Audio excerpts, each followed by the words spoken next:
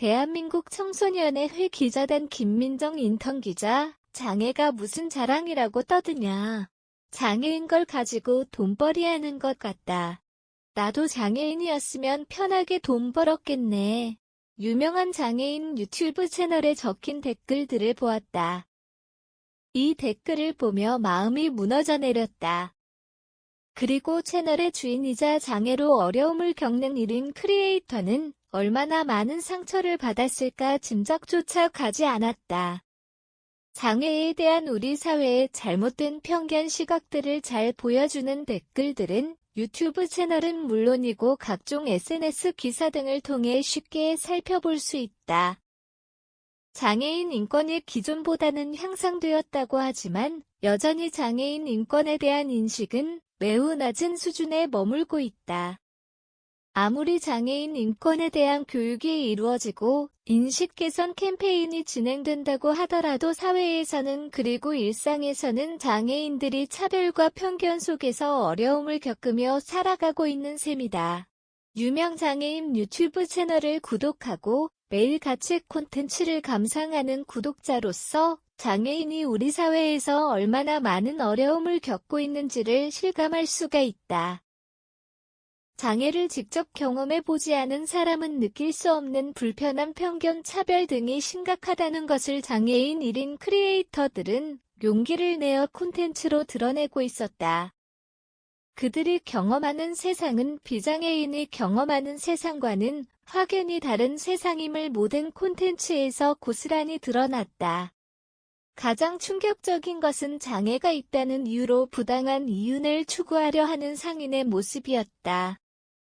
시각장애가 있는 남성에게 제대로 볼 수 없다는 이유로 볼 수는 있어요? 와 같은 무례한 질문을 하는가 하면 일반적인 가격보다 더 비싼 가격으로 의복을 판매하는 콘텐츠를 찾아볼 수가 있었다. 그뿐만 아니라 휠체어를 탄 장애인의 이동권이 얼마나 침해되고 있는지도 살필 수 있었다. 지하철이나 버스 등을 이용하는 것이 어려운 것은 물론이고 일반인도를 다니는 데에도 어려움이 따랐다. 고르지 못한 인도는 휠체어를 탄 지체장애인들에게는 다니기 어려운 곳이었으며 결국 일상생활 어디에서나 이동권이 보장되지 못한다는 것을 확인할 수 있었다. 누구나 쉽게 다닐 수 있어야 하는 공간들이 마련되지 못한 것이 대한민국의 현실이라는 것이 고스란히 드러났다. 장애인들은 이와 같은 상황 속에서 불편함을 자력으로 해결해 나가며 삶을 살아가고 있었다. 그것이 분명한 장애인 차별임에도 비장애인은 느끼지 못하고 장애인만 차별을 느낀다는 현실은 참담하기 그지없었다.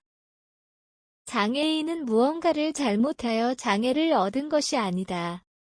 장애는 누구나 겪을 수 있는 것임에도 사람들은 장애인을 비장애인과 구분하고 나누며 더 나아가서는 차별의 대상으로 삼는다.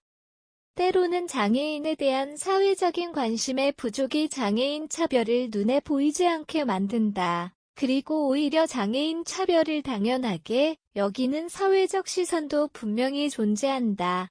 앞서 언급한 것처럼 장애에 대한 인식장애에 대한 감수성이 떨어지는 국민이 분명히 존재하는 것이 사실이다.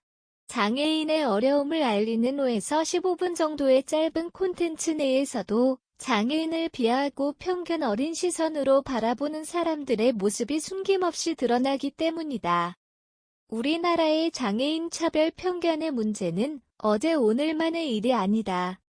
항상 장애인 차별과 편견에 대한 인식이 존재했으며 이 문제를 해결하기 위해 차별금지법 등이 제정되었으나 형식적인 것에 그칠 뿐 과거와 명확하게 다른 변화를 보이지는 못하고 있다.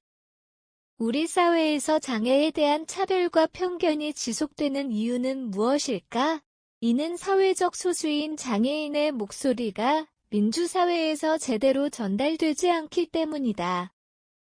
민주주의는 다수결에 의한 의사결정이 이루어진다. 그렇기에 소수자의 목소리가 정치적 자원 배분에 제대로 반영되지 못하는 경우가 많다. 이번 장애인 지하철 시위의 경우에도 마찬가지였다.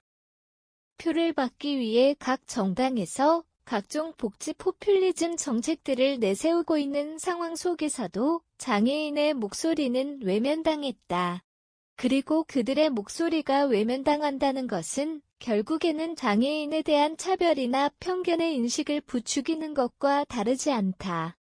사회 전반에서 장애인에 대한 외면이 만연한 상황에서 국민 개개인의 장애인 인식을 개선해 나갈 수 있다고 믿는 것은 어불성설에 불과하다. 소수자의 목소리가 사회 전반에 반영되지 못하는 것은 민주주의의 모순이다.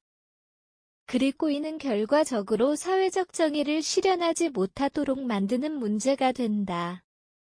롤즈는 무지의 베일이라는 개념을 통하여 사회적 정의를 설명하였다.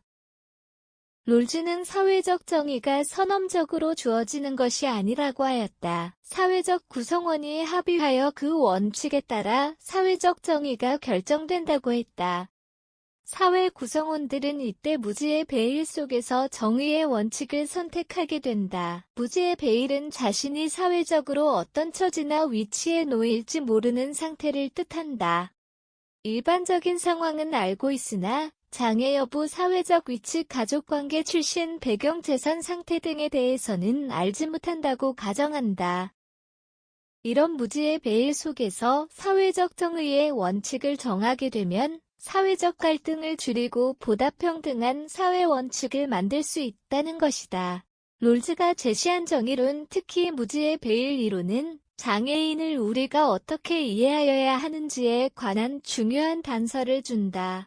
보건복지부가 발표한 2017년 장애인 실태조사 결과에 따르면 우리나라 인구 대비 장애 출연율은 5.39%에 달했다. 그리고 장애인 10명 중에 9명은 후천적인 원인에 의하여 장애를 갖게 되었다고 조사되었다. 지금은 비장애인이나 언제라도 사고, 질병 등에 의하여 장애를 갖게 될 가능성이 크다는 것을 뜻한다. 누구나 후천적으로 장애를 가질 수 있다고 가정하는 것, 이것은 일종의 무지의 베일이 된다. 그리고 무지의 베일 속에 놓이게 되면 향후 후천적 장애를 가질 수 있게 될 수도 있다는 전제를 갖게 되므로 결과적으로는 장애인에 대한 이해 그리고 더 나아가서 그들을 위한 정책들에 공감하고 자원을 분배할 수 있게 된다. 이러한 점을 고려하면 장애인 1인 크리에이터들이 장애와 관련된 콘텐츠를 제작하여 많은 사람에게 장애에 대한 이해를 높이고 장애인 차별이나 편견의 문제를 지적하는 것은 매우 긍정적인 변화라고 할 수 있다.